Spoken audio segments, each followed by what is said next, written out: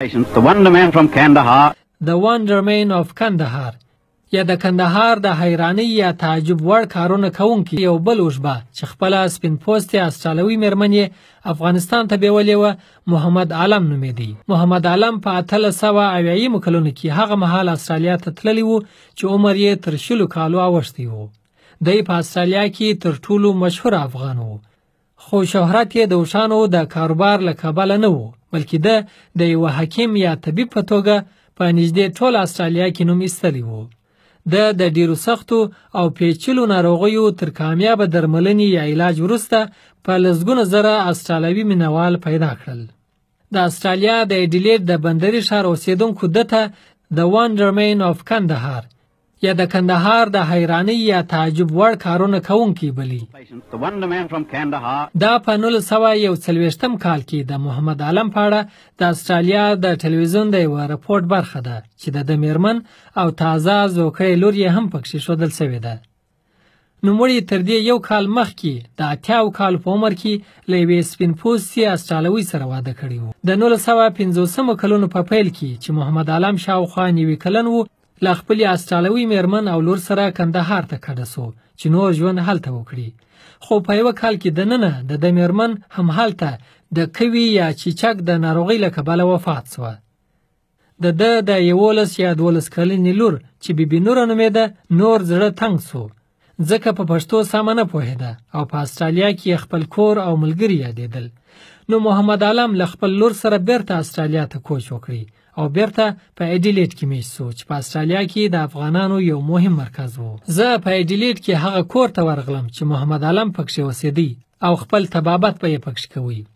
د کور په ایډیلیډ کې د افغانانو جومات ته نږدې و او ما ولیدل چې د خوب له کوټې څخه د جومات منارې معلومېدې چې شاید ده ته به یې په کندهار کې د خپل کور یاد تازه کوي. الله اکبر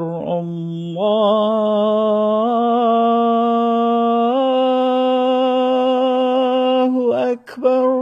محمد عالم په 1946 کال کې د 106 کالو په عمر کې په ایډیلیډ کې وفات سو. د په خپل ژوند کې لا هلته په هدیره کې د خپل قبر لپاره مځکه اخیستې وه او یو څلی یې هم پر جوړ کړی و چې د نوم پر لیکل سوی او تر اوسه پر ولاړ دی. زه په ایډیلیډ کې میشتې لیکوالې او څېړونکي پامیلا ریکاوسکي سره په هدیره کې د محمد عالم قبر ته ولاړم. Muhammad Alam had such a massive following because his treatments tended to result in cures. محمد عالم ډیر زیات مینوال درلودل. د چې بچا ته دوا ورکړه نو هغه به ورسره جوړ شو.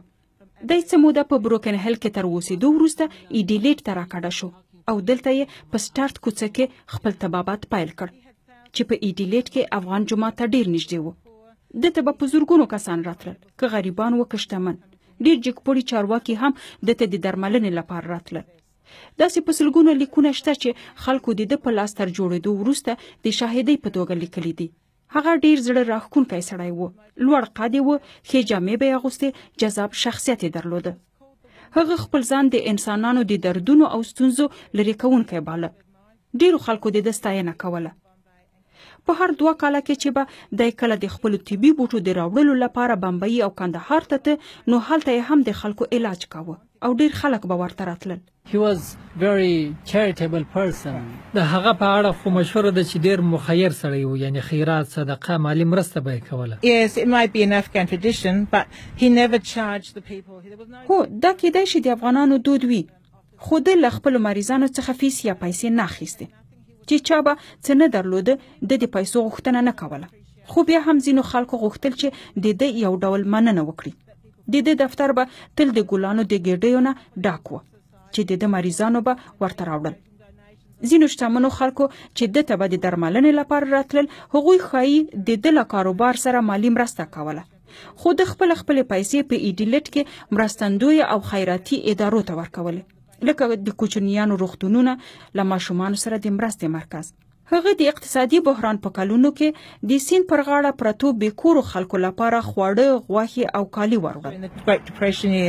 ده خو حتی هغه مهال د برطانیې د باچا جارج د علاج لپاره هم وړاندیز کړی و، ځکه هغه مهال هغه په یوه سخته ناروغۍ اخته و چې بیا ځینې مړ سو. When Muhammad Alam heard that King George V محمد عالم چې کله واوریدل چې د انګلستان د هغه مهال پاچا پنځم جورج ناروغه دی د استرالیا لومړي وزیر ته خط ولیک او غوښتنه یې وکړه چې دته د تګ اجازه ورکړي چې پاچا جورج وویني او درملنه وکړي خو دی ونه توانید چې تر پاچا پورې ځان ورسوي خو د باور درلوده چې هغه مهال چې ډاکټران بې وسه شوي وو دی به د پاچا جورج درملنه وکړای شي when the doctors were not able to help him. موږ د دلته د ایډیلیډ په دې هدیره کې د محمد علم له قبر سره ناست یو خدای چې کله وفات سو نو ډیر خلک ډیر خواشینی سول او د زړه پسې خپه سول. When he died, as a true Muslim, he lived around.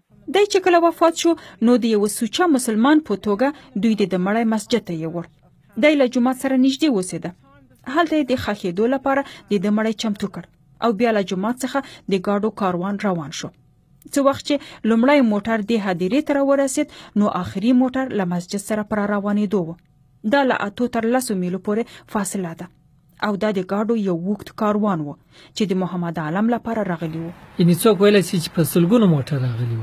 I don't think even any prime minister in زه فکر نه کوم چې په استرالیا کې او ان په انګلستان کې د کوم لومړي وزیر ته هم د جنازې پر مهال دومره ډیر خلک او گاډي د درناوي لپاره راوتلي وي.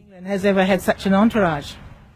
أشهد أن محمد رسول الله